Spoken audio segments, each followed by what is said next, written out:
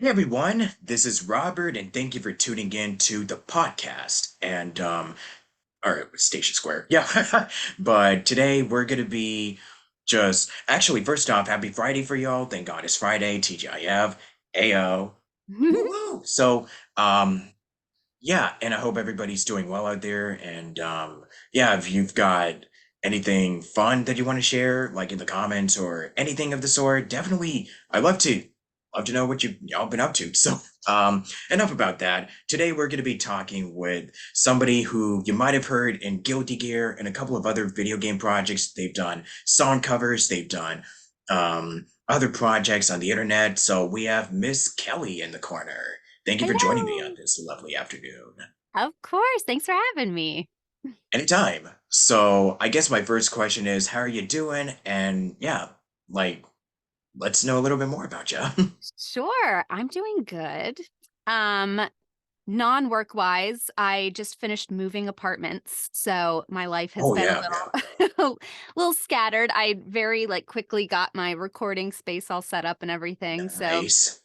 that was like first top priority. I was like, yeah, furniture can come later, but I need my recording space. Um, So that's been going well. Work-wise, just kind of auditioning. The show I'm on, Spidey and His Amazing Friends, is on season 3, so we've been recording season 3. And yeah, I'm thinking of taking some classes a little bit sometime soon. I go through waves where like I get into the habit of doing classes and I love it and I get really into it and then like stuff comes up and I have to stop for a while. So I want to try and get back into it a little more regularly. Oh, I highly recommend classes like improv, especially. Like Yes, especially, yeah. I It love is. improv. I improv to me is like the most terrifying thing, but once you like get into it and just have fun with it, it's great. Yep, I agree. It's nice that you're getting back into classes, and actually, I think I might have a few referrals or recommendations like after we finish. So I would stay love tuned. some. Oh, for sure. Let me see. So you've been working on some stuff, which is exciting, and congrats on, moving into your new apartment. I mean, I know that moving, especially if you're in the LA area, it can be pretty taxing. It's such a chore. It is, but you got to do it. Oh, totally. Yeah. Let me see. And also, I do love Spider-Man, so I have Yay! to. Yeah, when you book Spidey and his amazing friends, I'm like, oh yeah, there, yeah, yeah, you go get it. So Exactly. yeah, so we got quite a few to talk about here because I was just looking through like, your resume and IMDb, and you've been at this for quite a while, it seems. Yeah, you've been booking some neat stuff as a lot of great projects that we'll eventually get into for this interview. But first, I think this is a question that I usually ask everyone. Like, was this always something that you want to do? Like pursuing a career into voiceover and, being a vocalist? Like, was that all like that you really wanted to do? Or was there anything else that was kind of like, what if I was X, Y, or Z? So what is your little story here? You know, voiceover, no, that was not always part of the plan, but acting and singing for sure. I've been singing for as long as I can remember. I remember being like really young and just being in the car with my parents and singing along to like any song that was on the radio and then being like, "Oh, she's like surprisingly on pitch for an 8-year-old." Like maybe we should look into this. Um so I would do like, community theater and when I was really young, I was in like a kids community like show choir essentially, and we just kind of like go around in the neighborhood and do performances. So I've been singing for as long as I can remember. And when I went to college, I was a musical theater major. So my plan was always like go to New York and do theater. Um, because I love theater. That's what I started out doing, and that's what kind of got me into performing. And I don't really know why I had like such a sudden change of heart towards the end of my college career, but like I remember senior year being like, I'm gonna go to LA instead and do on camera work, like film and television or something. Um, I guess I figured I just like had nothing to lose. And my older sister had a few years prior moved to LA because she's in the video game industry. She's a producer. So she was already in LA, which was, nice to know someone. And for a while after I moved out here, I did do like solely on camera work and film, TV, that sort of thing. And then it wasn't until like late 2019 when I actually took voiceover seriously. And a lot of it had to do with my sister, who I mentioned before is in the video game industry. She works with voice actors all the time. So she was like, hey, you should take some classes, figure out if that's something you like. And I did. And the rest kind of just snowballed crazily from there. Yeah, but it's really nice to have people that are actually in the video game industry, like your sister, for instance. Like, it's what we say, it's pretty much runs in the family. It's who you know and you know who knows you. And it Yeah, especially applies here. Yeah. for I'm sure. It is so such a proud. like tight-knit industry that Yeah. it can be hard sometimes to just like meet people or make those kinds of connections. So yeah, I was very, very lucky that I had someone who was sort of in the same field that I wanted to get into and, introduced me to some people, which is always nice. Oh yeah. Um, and I know that you grew up in the Washington area before making the move to LA, so um being born and raised in Washington, like I know that that's pretty much where you got your start, Mhm. in acting, and that's pretty much where you started developing your skills and pretty much learning the ropes of everything. So, um like I'm kind of curious since I've actually never been to Washington before. How's it like up there? Like being up north and It's whatnot. nice. I'm from Washington, D.C., which Washington, is on the D.C. East Okay. Coast. Yeah, yeah, yeah. So, I know it's confusing, but Yeah. yeah, I love Washington, D.C. Um, it's a really cool town. I technically grew up in Maryland, which is like a suburb of Washington, D.C., but I usually just say D.C. because not very many people know like the ins and outs of Maryland specifically. But they have a very surprisingly active theater scene and performing scene. They have like tons of local theater productions going on. The college that I went to for musical theater was in Washington, D.C., and they have a great program. Um, so it had plenty of opportunities, to be honest. I had a lot of friends in college who just after we graduated decided to stay in DC and do theater there. Because it just had such a good, scene for that. Um, but it was nice. I like that it has seasons. Unlike LA, sometimes it can just get like perpetual summer, but I like the all the different seasons. It's beautiful up there. Oh, for sure. And I know that Washington, D.C., like, it's also a very, like, what's the best way to describe it without going too much into politics? I know. Well, Like, it is. it's, yeah, Yeah, no, you're right. It's a very, very political city. Everyone who lives there pretty much works in politics in some way.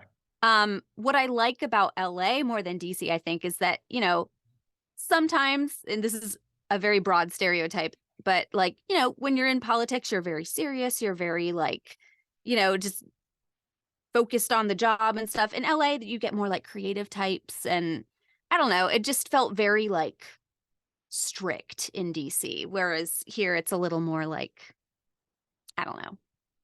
yeah, it's kind of hard to describe. It's hard to put I into don't know. words. Yeah. Um, but yeah, growing up in Washington, D.C., and before moving to LA, like, at one point, like, I'm just also kind of curious, like, moving to LA, that's pretty much where pretty much 90% of like animation, video games, like everything is over here. So it's like when you finally decided to make the transition to LA, how was the you know Was it a smooth transition? I mean, moving from Washington to LA, of course, is always going to have its own set of like, uh, obstacles in the way, so to speak. So, Yeah. what were some of the biggest ones that you've encountered? Like when you decided to make the transition into doing VA full time, and especially, moving to some place like LA and doing all Yeah. this after VA, this when Yeah. you started making the big transition in your life. Yeah. Honestly, I think the hardest part was like, what do I do now? You know what I mean? Like you decide to make the move across the country and you settle in and you're ready to go, but then it's like you're on your own. Where do I start? There's just so many different paths and avenues, and there's no right or wrong way to like start a career in acting. It's usually something that you just kind of stumble into.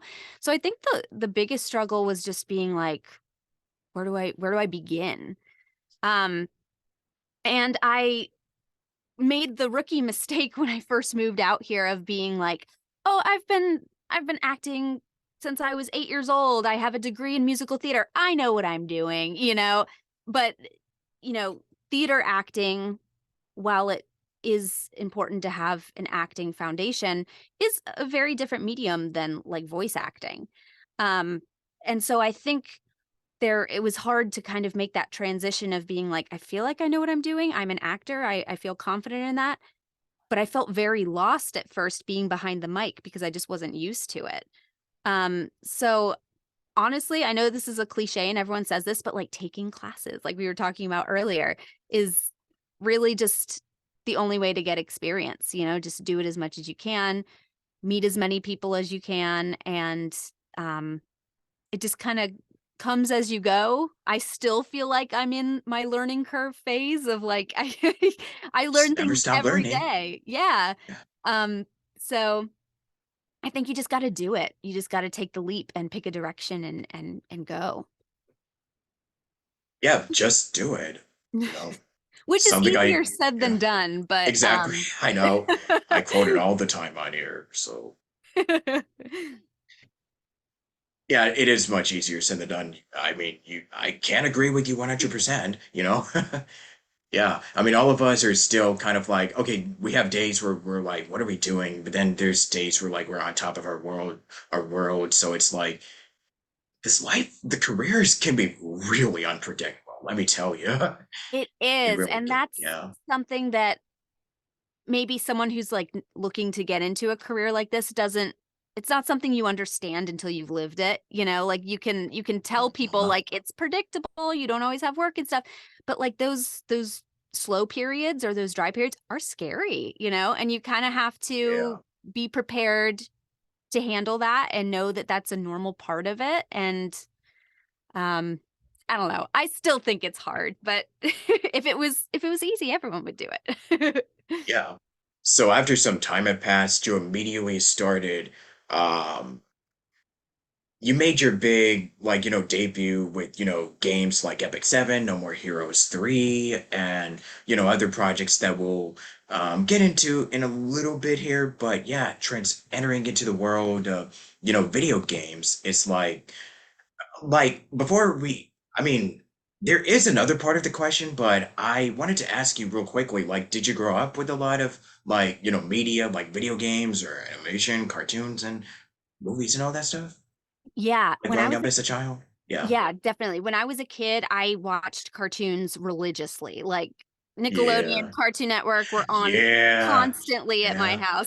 Hmm. So, I knew what cartoons were. I kind of knew the style and stuff. And growing up with my sister, who eventually got into video games, we played video games constantly as kids. I remember some of my earliest memories, like early elementary school, was she and I in our basement playing all the Final Fantasy games. And of course, the older ones didn't have voice acting, so we would do all the voices ourselves. So that's how I got my start in voice acting as a little 8-year-old, being the voice of Squall in Final Fantasy VIII. But All gotta start somewhere. Exactly, exactly. Yeah. Humble beginnings. Oh Um, yeah. so I was luckily familiar with video games when I started working on them as a voice actor, um, which helped because, especially with games that have a lot of like combat noises and and stuff like that, it can feel a little silly at first if you're not familiar with that type of thing. But luckily, I kind of knew what they were looking for. Yeah. So I know this is something that may seem very obvious to answer, but it depends from whoever I'm interviewing. But when you first got your start into, when you started voice acting for, video games, like, and especially as a fan who grew up with games, like, is it kind of is it kind of like a surreal, like a weird feeling to be like, oh my gosh, I love video games and now I'm actually in video games? Yeah, no, it's the weirdest feeling. It really is. And I think honestly, I felt that a lot with video games, but I felt it the most with Spidey, the show I'm on, because cartoons like informed my entire childhood. They were such a big part of my life. And especially like Disney Junior, which Spidey airs on Disney Junior. I watched that all the time as a kid. So I think I felt that feeling the most when Spidey was starting to get released and they would do like little promos and stuff in between the cartoons on TV, and seeing a show that I'm in on that channel that I used to watch all the time as a kid, that was the craziest moment for me of being like, oh my God, kids like me are going to be watching this. And then when they're my age, they're going to be like, remember that show, Spidey and His Amazing Friends? Just like I do with all the cartoons I used to watch. Yeah. And I was also we'll talk about Spidey in just in a little bit. So, you can talk about your time recording on Epic 7 and No More Heroes for just a little bit. Yeah, those were really fun. No More Heroes was the first video game job I ever booked. So that one was definitely a little, I know. That one was definitely a little intimidating. Yeah. What a great introduction, though. Honestly, I know. Um, Yeah, it's like, yeah, I got my start recording for No More Heroes. No, just in a No More Heroes video game. You know, Truly. it's Well, like, what other, like, I don't know anybody else who got their start recording for like No More Heroes, but it's like, at least you could say, yeah, I got my start doing that video game. That's how I got started. I know That's that's sort of like bragging. a little Totally bit. feel free to do so. Yeah. Well, it's funny because when I first booked it, it was like totally code named. They weren't telling me any information. I didn't know what the game was when I booked the role. And so Great. it was totally secret.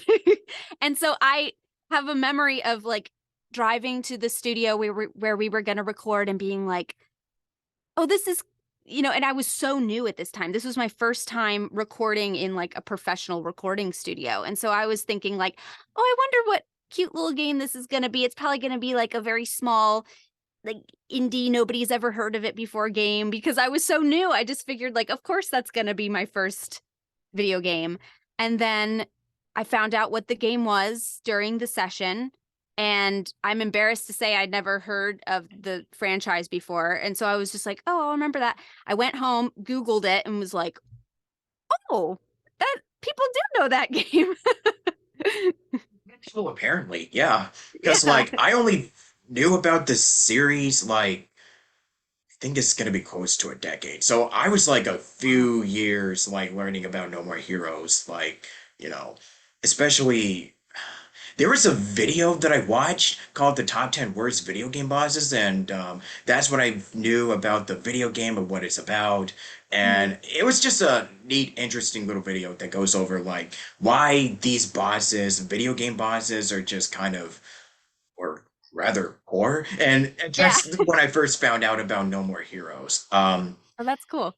And the name of the person is escaping, fortunately. I'll probably remember it by the time we get to the end of it. Oh, yeah. You're fine. Yeah.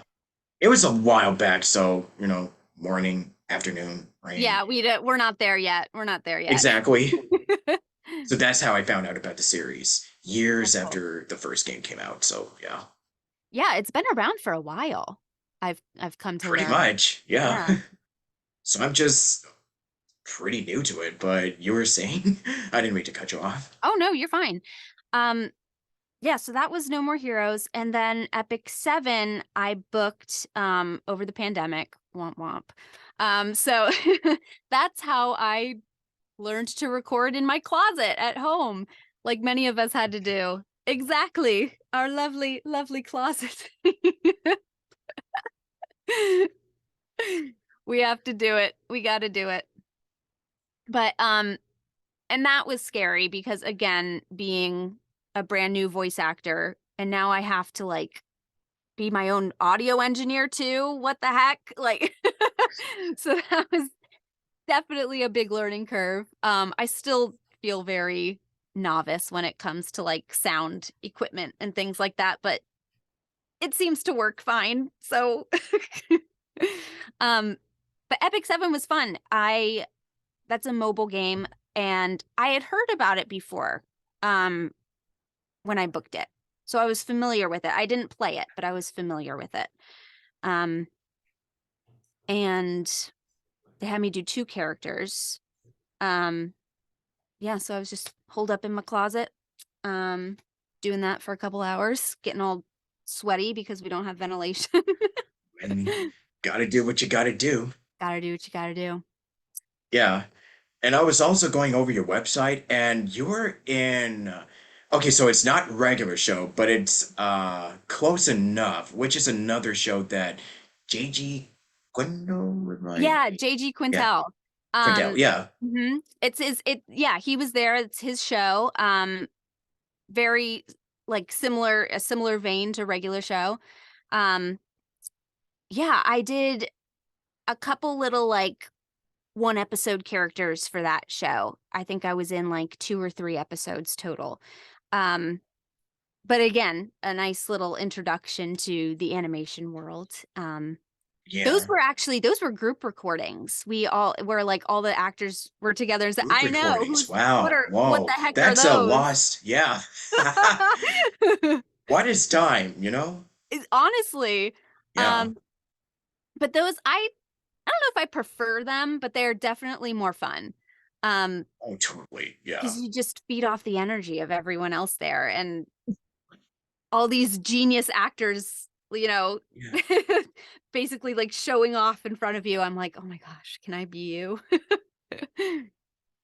Yeah. It's like, whoa, I get to record with all of these actors? Wait a minute. We're in a studio and just doing their, just being in person and just feeding off of one another. It's like, what is that? Whoa. No, It's what like, real especially people? now, it's like, wait, I get to hang around people again? Whoa. I mean, I for a know. lot of us who kind of have been used to doing this stuff at home, like for like the last few years especially, it's like, I missed you so much. I Yes, let's know. go. It's crazy. It's so nice when you get to see people in person because it is a very like solitary career. You're mostly doing stuff Yeah, on your own. Um, yeah. and for me personally, I didn't really start booking VO work until late 2019, and then we all know what happened early 2020. So I didn't like get much of a chance to meet other voice actors in person before everything closed down. So I still like I still feel like I'm, you know, making connections and getting to actually like meet and talk with other people in my industry, which is a welcome change. Yeah, totally. So that was a lot of fun. That seemed like a really fun show to work on. Hmm. And I know that another one that you mentioned before, it was, of course, we got to talk about good old Spidey. And you played Dr. Octopus. Yeah. Um, and the show also had a stellar voice cast as well. Like, I was so jazzed to find out. I mean, I knew this like a while ago, but yeah, JP Carliac as Green Goblin just, chef's Uh-huh. kiss. Uh-huh. Like, I love JP. Um, He's if you fantastic. listen to this, JP, love you, man. We love you, Um, JP. yeah, and also John. Wow. Right? Okay. Yeah, Thomas. Wow, they got a bunch of actors that I've watched in live action. You know, like John. I mean, I recognize him on Full House and Thomas from Back to the Future, which I just recently rewatched. Great, Nice. best trilogy.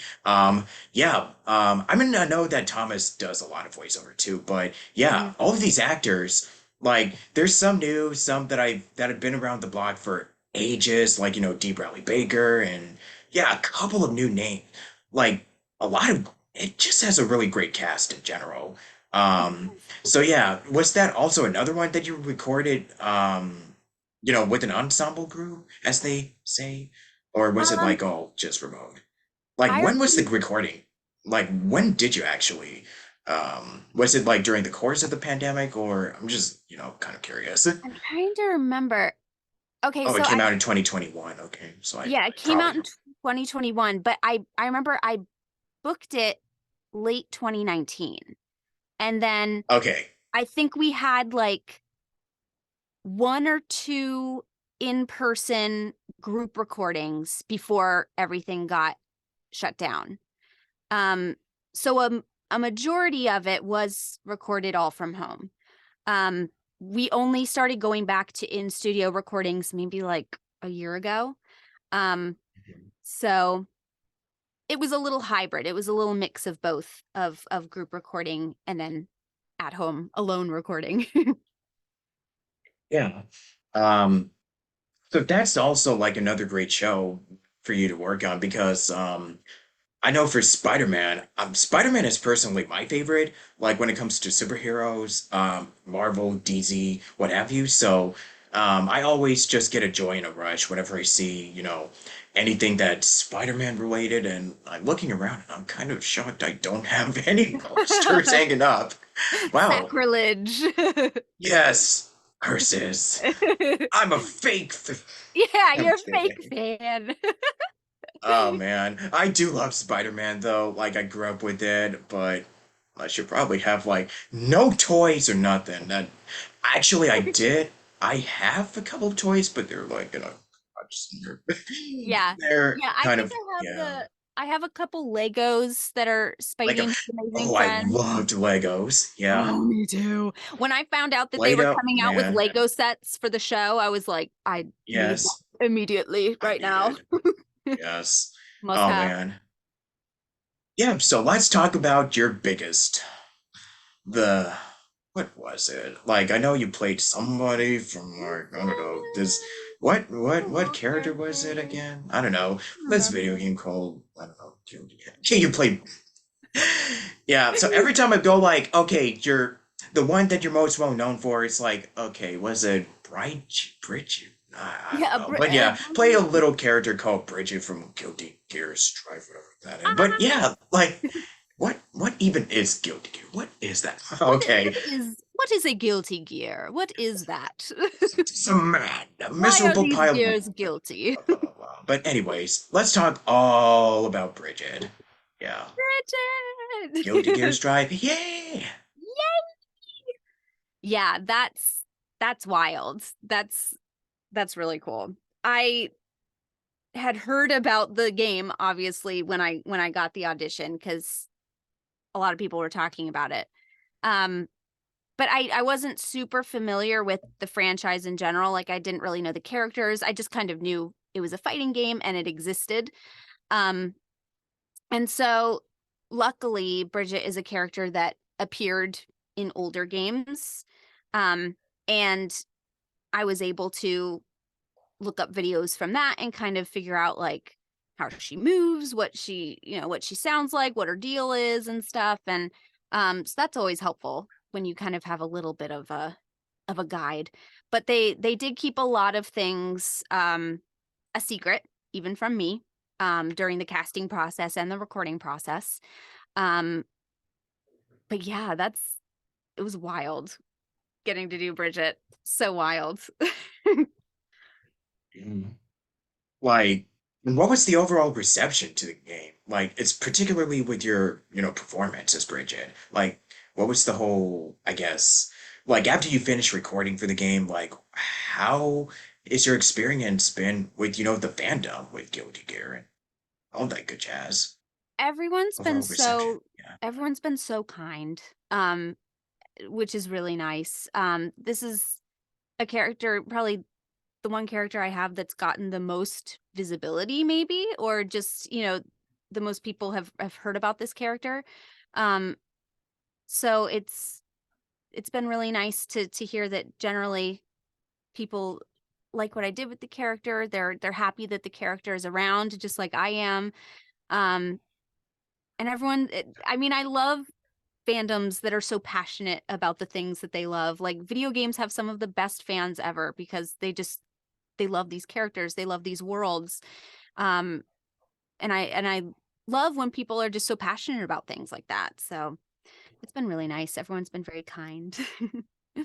Yeah, do you have like any positive memories or favorite moments when it comes to this game or just any of your other projects in Yeah. general? Yeah, just feel free to list favorite positive memories and, all that good jazz. Yeah. Wow, there have been many. I think a more recent one is back in the beginning of April. I got invited to go to my first convention as a guest. Mm, Um, yeah. and that was really cool because in no other context can you like meet your fans that way or just meet people who are into the same things as you and stuff. And so that was really cool to actually like face to face talk to people and take pictures with people and just that made me all warm and fuzzy because I loved actually Yeah. getting to see people and talk about our girl Bridget. Um Yeah. yeah, that's a big one. Um I think also like after I booked Bridget, um like I said, I knew this game existed and I knew that Bridget existed previously, but I didn't really know to what extent. And so I was just after recording her, just kind of blissfully going about my life and like, oh, that was fun, another video game project.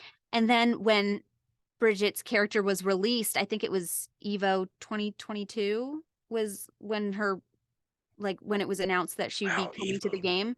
Um, they did a little like video on the screen of her like introduction video, and when someone took, I guess someone was in the audience at the time, and they took a video and put it on YouTube of like the crowd's reaction when the Bridget video played, and just seeing people like screaming and like cheering and stuff that Bridget was going to be coming to the game. I think that was the first moment that made me go like, oh, people like this character. Oh, wow. Yeah, yeah. That was very overwhelming and cool. Oh, man. And I guess, for conventions and stuff, like, I guess we'll be seeing more Kelly at a future convention at some point. I hope so.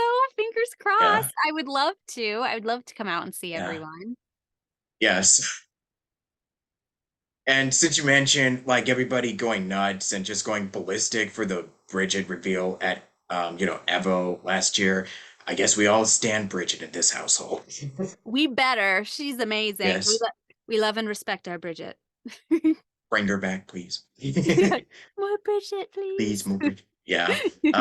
So for your training, I know that you've done musical theater, Meisner, and working with K&K voice masters, but also Chris Zimmerman, Salter. Like, Yeah. yeah, like working with all these people. So I guess having a background in, theater and doing stuff for, musicals and whatnot, how are you able? I know it's different for everyone, but was it also an easy like transition when you were able to take, all the skills that you accumulated with classes and, doing musical theater and applying it when you're recording or behind the microphone? Yeah, it was definitely helpful to have such a strong like performing background. Because it's the same skills. It's just you're kind of using them differently. Yeah, So I'm very grateful that I wasn't starting from complete ground zero when I started getting into yeah, voice acting. I had like, my acting skills to rely on and stuff. It was mostly just like realizing that when you're on stage, you can't, you can use your face to express an emotion or your body and stuff. And everything has to be in your voice when you're doing voiceover. So just kind of learning those sorts of things was tricky, but again, the more you do it, the easier it gets and the more practice you can get. Yeah. Yeah. Anything else that you want to share? Like any last words, advice, social media, like anything before we close? Sure. Yeah. I am sadly not super active on social media, but I do have a Twitter and it's just Kelly Ohanian VO. Um, so you can follow me there. I'm sometimes lurking or popping in and out. Um, but Yeah. The yeah, good life. yeah, just cruising. We're just chilling on Twitter. Um, Yeah, we vibing. we vibing. Yeah. But yeah, thank you to everyone who is watching this and who's following along. It's nice to talk to you. Thanks for having me.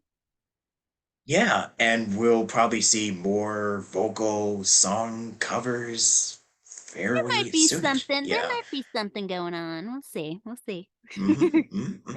Yeah. Would you like to do an outro or just anything that you want to close us out with? Sure. Should we do a Bridget line? Shall we do a Yeah, Bridget line? Sure. you can close out as Bridget if you want. Sure. Mentally, I'm already at lunch. My That is favorite Bridget some line. mood. That I know. As soon as I saw that on the script, I was like, I feel you. I feel you. But yeah, thank you so much, Kelly. And this should be going up probably later today or tomorrow. We'll see. Very But yeah, cool. totally follow me on social media. I am pretty active on Twitter and everywhere that you may find me on. I'm a lurker. I lurk on That the is the internet. life. So You gotta lurk. yes, words, you know. But anyways, thank you for watching, and I'll see you all next time. And until then, have a good weekend, TGIF, and wow. Stay safe. Bye bye. Bye.